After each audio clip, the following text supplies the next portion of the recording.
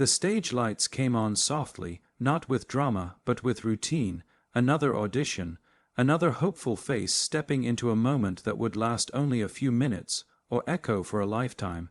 He stood there quietly, hands folded in front of him, as if trying to keep them from shaking. His jacket was neat but clearly old, the kind of jacket someone wears because it still works, not because it impresses.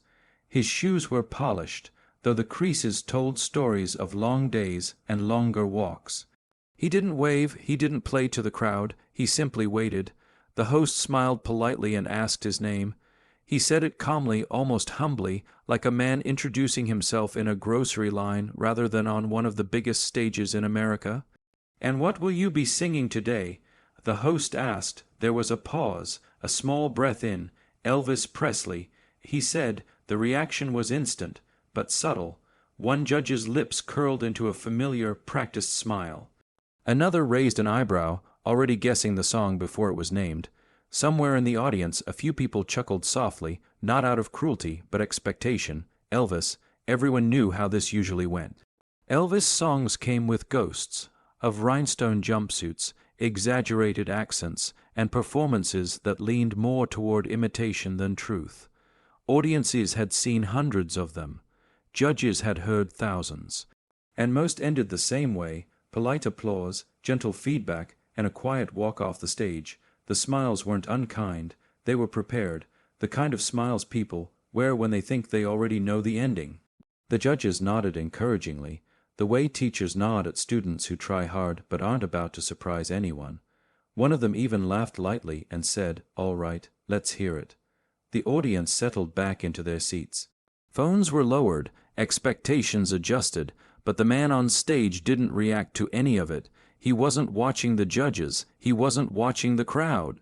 He was staring at the floor, eyes fixed on a single dark mark in the wood, as if anchoring himself to something solid before the ground disappeared beneath him. Then, unexpectedly, he spoke. "Before I sing," he said quietly, his voice steady but soft, "I just want to say, this song saved my life." The smiles froze, not vanished, just paused, as if the room itself leaned forward without realizing it. The judges glanced at each other, unsure. That wasn't in the script. Contestants often shared stories, but there was something about the way he said it, without drama, without build-up, that made it land differently. Saved my life. The words weren't thrown out for sympathy. They were placed carefully, like something fragile he didn't want to drop. He swallowed, his throat tightening, and continued. "There was a time," he said, "when I didn't think I'd ever stand on a stage like this, or any stage. I thought my life had already passed me by." His voice didn't break, but something in his eyes shifted, like a door opening to a room he rarely let anyone see. The audience grew quiet, not the performative silence of anticipation, but the real kind, the kind where people stop whispering without being asked. The kind that listens. He took another breath. "I worked nights most of my life," he said, "factories, warehouses, anywhere that paid enough to keep the lights on. And when I wasn't working, I was taking care of my mother." A judge leaned forward slightly now. "She loved Elvis," he added, a faint smile appearing for the first time. Said his songs made her feel less alone. Even when she couldn't get out of bed, she'd hum along. He paused again, not for effect, but because memory has weight. "She passed away 3 years ago," he said, "and after that, things got quiet, too quiet. No one moved, no one coughed, no one clapped. I didn't come here to be famous," he said softly. "I came here because I promised myself that if I ever got the chance, I'd sing this song the way it was meant to be sung, with gratitude. That was when the room truly changed, because suddenly this wasn't about Elvis anymore. It was about a son who had spent years unseen, about sacrifices made in silence, about dreams postponed, not abandoned." The judge's smile softened, not with doubt now, but respect. The man lifted his head for the first time and looked straight ahead. Not defiantly, not boldly, but honestly. "I hope that's okay," he said. One of the judges nodded slowly, another whispered, "Of course." The band waited, the lights dimmed just a little more, and in that fragile stillness, before the first note was sung, something remarkable happened. The audience stopped judging, they stopped predicting, they stopped assuming. In that pause, every person in the room became equal, bound together by the quiet understanding that whatever came next wasn't going to be ordinary. This wasn't going to be a performance they forgot. This was going to be a moment. And as the first chord hovered in the air, waiting to be born, the smiles that once doubted were gone, replaced by something far more powerful. Hope. The first note didn't arrive with force. It slipped into the room like a memory, soft, unannounced, and impossible to ignore once it was there. The band played gently, careful not to rush him.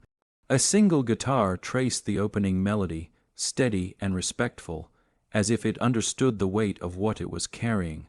The man's eyes were closed now, not out of fear, but focus. When he sang, his voice didn't chase the song. It settled into it like it had been waiting there for years. There was no dramatic gesture, no exaggerated Elvis swagger, no attempt to sound like anyone else. It was simply his voice, low at first, slightly rough around the edges, the kind of voice shaped by night shifts and early mornings, by conversations held in hospital hallways and kitchens lit by a single bulb. The kind of voice that hadn't been trained to impress, but to endure. A few people in the audience shifted in their seats, not uncomfortably, curiously. They leaned forward without realizing it, drawn in by something they couldn't name yet. This wasn't an Elvis impression. It was a confession. Each lyric came out measured, as if he were choosing which memories he could afford to share. The words landed slowly, giving the room time to feel them. He wasn't performing to the crowd. He was singing through them, straight into the quiet places people carry but rarely speak about. One of the judges stopped taking notes. Another tilted their head, eyes narrowing slightly, not in criticism, but concentration. They weren't evaluating technique anymore. They were listening. The man opened his eyes briefly, just enough to see the lights blur together, then close them again. His hands, which had trembled earlier, were steady now. The song was holding him up. As the melody continued, something unexpected happened inside the audience. People began to recognize themselves. A middle-aged man in the third row thought about the years he'd spent putting his own dreams aside to raise kids who were now grown and gone. A young woman near the aisle remembered the last voicemail her father had left her, a song playing faintly in the background. An older couple held hands a little tighter, sharing a glance that said, "We've been here before." The power of the performance wasn't volume or range. It was truth. His voice cracked slightly on a line about love that never fades. He didn't apologize for it. He didn't pull back. He leaned into it, letting the imperfection stay exactly where it was. Because life isn't smooth, and neither was his voice, the band followed him, adjusting their tempo to his breathing. The drummer brushed the snare softly, barely there, like a heartbeat. The guitarist's fingers moved with restraint, allowing space for every word to land. By now, the audience was completely still. No phones, no whispers, no coughs, just listening. One judge glanced at another, then back at the man on stage, as if silently admitting something they hadn't expected to feel. Halfway through the song, his voice grew fuller, not louder, but stronger. Confidence wasn't rushing in, it was unfolding, the kind that comes when someone realizes they're finally being heard, and with that realization came a shift. He wasn't just singing for his mother anymore. He was singing for anyone who had ever been overlooked, for anyone who had chosen responsibility over recognition, for anyone who had loved deeply and quietly, without applause. The audience could feel it. A woman in the back row pressed her fingers to her mouth, eyes glistening. A man near the aisle wiped his face quickly, hoping no one noticed. Even the camera operators moved more carefully now, as if they didn't want to disturb the moment. This was no longer background entertainment. This was connection. When he reached the chorus, he didn't belt it. He let it rise naturally, like a wave that doesn't crash, but carries you forward anyway. The words wrapped around the room, filling every empty space, reminding people of something they'd forgotten in the rush of everyday life, that it's okay to feel, that it's okay to remember, that it's okay to stand still for a moment and let a song remind you who you are. For the first time since he'd stepped on stage, a small smile touched his face, not for the judges, not for the crowd, but for himself, as if he'd finally allowed himself to be present in a moment he'd dreamed about for years. And still, the most powerful part was what he wasn't doing. He wasn't trying to win. He wasn't chasing approval. He wasn't performing a legend. He was honoring one. As the verse came to an end, the room felt different, lighter, yet heavier with meaning. People weren't thinking about scores or outcomes anymore. They were thinking about their own lives, about the people they'd loved, the promises they'd made, the songs that had carried them through their darkest nights. And as he moved toward the next line, his voice steady and sure, one truth settled quietly over the audience like a blanket. Whatever happened next, whatever the judges decided, this man had already done something extraordinary. He had reminded everyone in the room that music isn't about perfection. It's about presence, and history, though no one realized it yet, had already begun to unfold, one honest note at a time. The song moved forward, but the room felt as if time had slowed. Each second stretched heavy and fragile, as though everyone sensed they were standing at the edge of something important. The man's voice, steady yet vulnerable, carried the melody with a quiet confidence now, no longer tentative, no longer searching for footing. He had found it, and then halfway through the song it happened, not a dramatic collapse, not a missed lyric, just a small human fracture in his voice. A single note wavered, bent under the weight of memory, and for a heartbeat the sound cracked. Gasps rippled softly through the audience, but the man didn't stop. He didn't pull away from the microphone. He didn't apologize with a nervous smile or glance at the judges for reassurance. Instead, he closed his eyes more tightly and let the moment exist. Because that crack wasn't a mistake, it was a doorway. Behind that broken note lived years of sacrifice that had never been acknowledged, long nights beside a hospital bed, listening to machines hum while Elvis played faintly from an old radio. Missed birthdays, missed opportunities, a life lived in service to someone else's needs without complaint. The audience could feel it, even if they didn't know the details. Something deeper had entered the room. The man's breathing changed, slower now, steadier.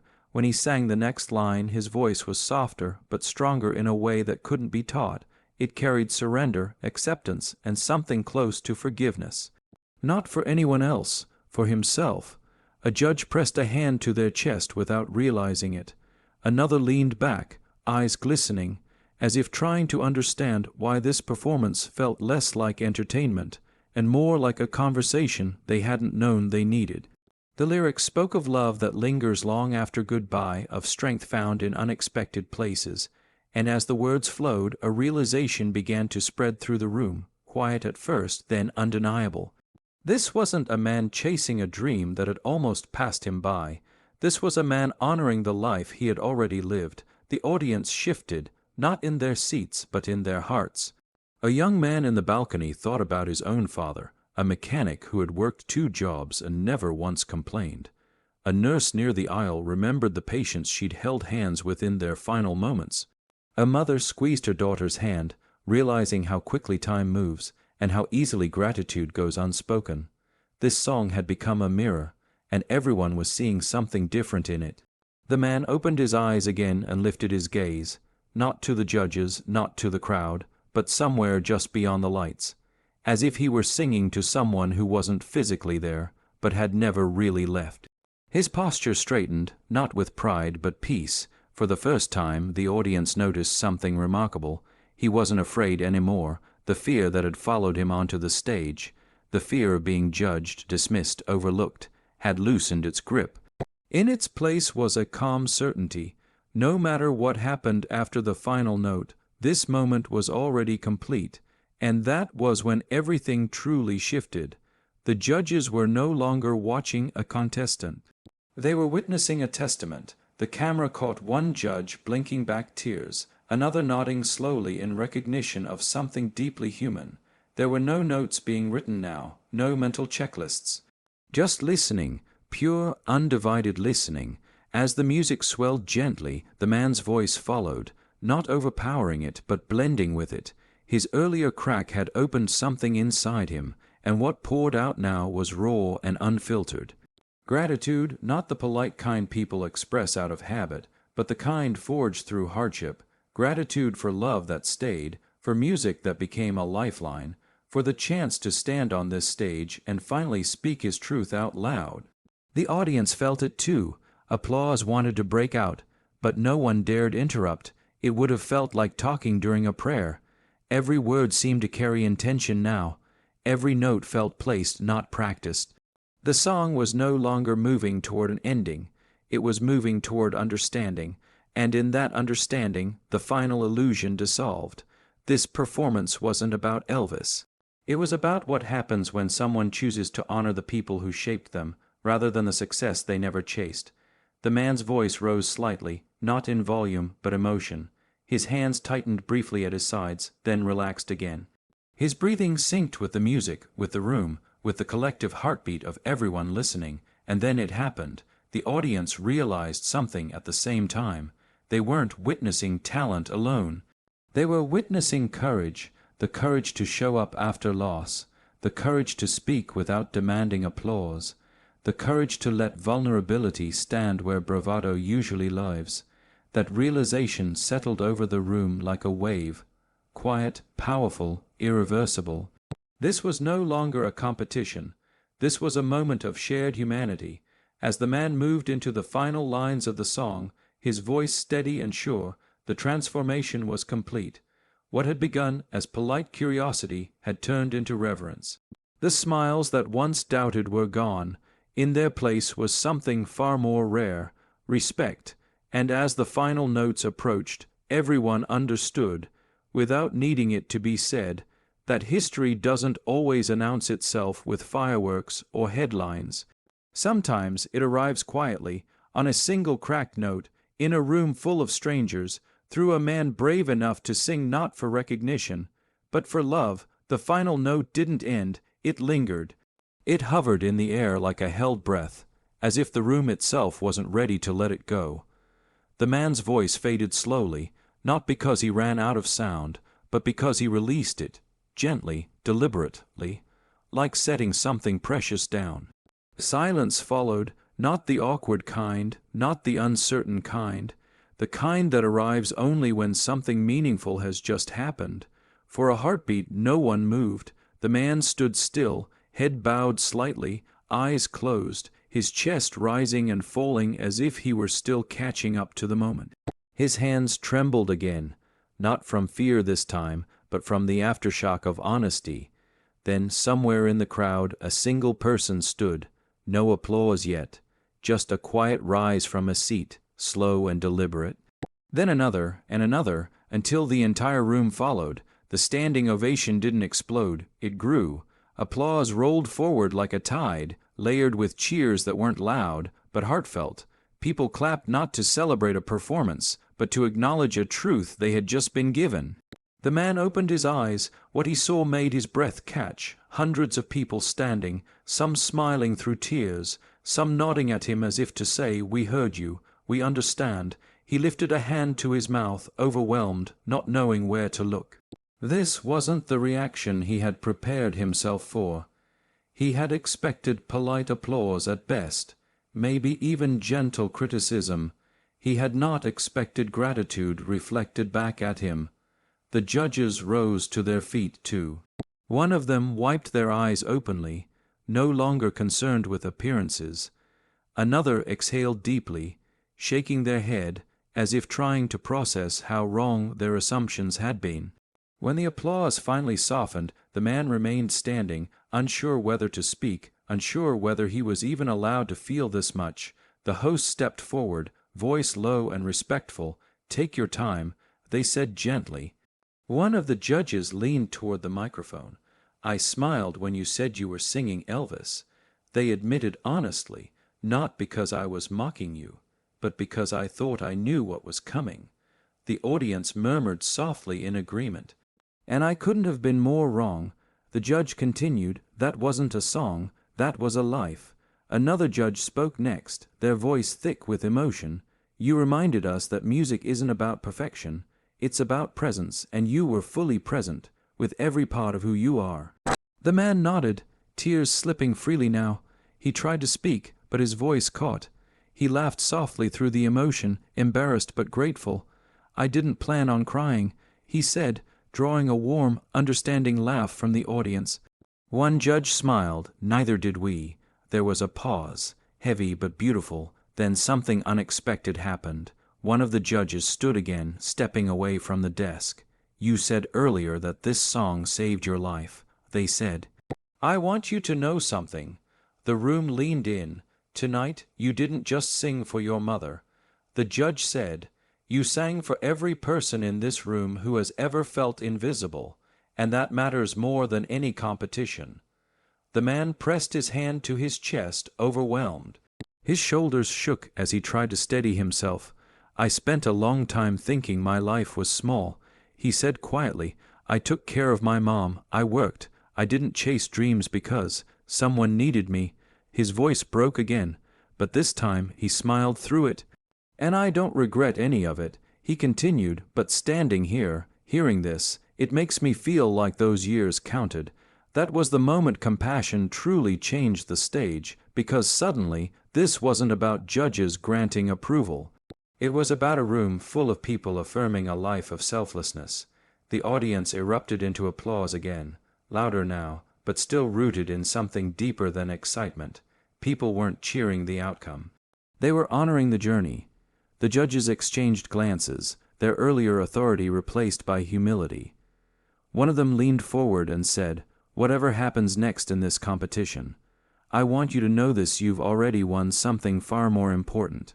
The man wiped his eyes, nodding slowly. "Thank you," he whispered. "That means more than you know." The host stepped in again, voice warm. "I think I speak for everyone when I say, this is why we're here."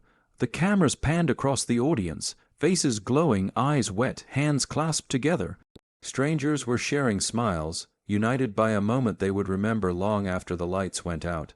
And in that shared stillness, something remarkable became clear. This wasn't a stage anymore. It was a space of recognition, a place where kindness was seen, where sacrifice was acknowledged, where a man who had lived most of his life in the background was finally, unmistakably, centered. As the applause slowly faded and the moment settled, the man took one last look at the crowd, at the judges, the audience, the lights, and allowed himself a small, peaceful smile. For the first time in years he felt light, not because his life had suddenly changed, but because it had finally been understood, and that understanding, born of compassion and shared humanity, had transformed not just the stage, but everyone standing on it. The lights dimmed slowly as the moment began to pass, but something in the room refused to fade. The man stepped back from the microphone, shoulders still heavy with emotion, yet lighter than they had been when he first walked onto the stage. Around him the applause softened into gentle murmurs, then into thoughtful silence. People weren't rushing to leave the feeling behind. They were holding onto it carefully, like something fragile and rare. He took one last look at the judges, at the audience, at the sea of faces that had changed before his eyes. Then he walked off the stage, not triumphantly, not defeated, but quietly, like a man who had finally laid something down. Backstage, the noise returned. Crew members moved with purpose. Voices overlapped. Cameras reset. Another contestant waited somewhere, rehearsing lines, steadying nerves. Yet even there, in the chaos behind the curtain, something followed him. Recognition. A production assistant caught his arm gently and said, "My dad took care of my grandmother for 10 years. Thank you for tonight." A camera operator nodded at him, eyes warm. That meant something. He didn't know how to respond. He simply smiled and whispered, "Thank you for listening." Because that was the gift, not fame, not advancement, being heard. Later that night, long after the stage lights shut off, the performance found its way into the world. Clips were shared, comments poured in, people wrote about their parents, their sacrifices, the songs that had carried them through grief. Strangers told stories to strangers about love, loss, and quiet strength. But something about this moment stood apart. It wasn't loud, it didn't rely on spectacle, it traveled because it was real. Viewers didn't replay it to admire vocal runs or dramatic flair. They replayed it because it reminded them of someone they loved, or someone they had been. In living rooms across the country, people sat a little closer to one another. Some called parents they hadn't spoken to in a while. Others finally said thank you to caregivers, to teachers, to partners who had carried more than their share without ever asking for credit.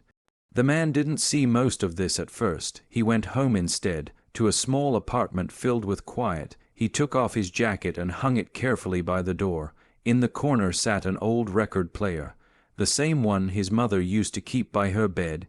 He turned it on and let an Elvis record play softly into the room. He sat down and closed his eyes. For the first time in years, the silence didn't feel empty. It felt full. Days later, he returned to his ordinary life. Work, errands, mornings that began before sunrise. But something had shifted. People noticed him now, not as a performer, but as a presence. A coworker asked about his story. A neighbor said they'd seen him on TV and hugged him without explanation. And each time he smiled, not with pride, but with humility, because he knew something most people forget. History isn't always written by the loudest voices.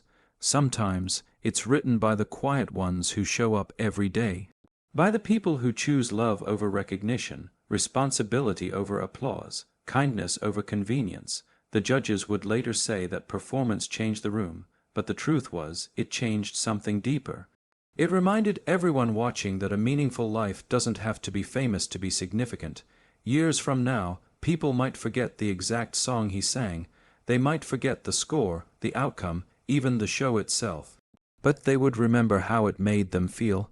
They would remember the man who stood on a stage and sang not to be seen, but to honor someone else, and in doing so, helped countless others feel seen too. That is how history unfolds, not in grand gestures or headlines, but in moments of shared humanity that ripple outward, quietly reshaping the world. One honest voice, one borrowed song, one room full of people reminded that love, when given freely, never disappears. And somewhere beyond the lights and the applause, a mother's favorite song played on, carrying a legacy not of fame, but of compassion.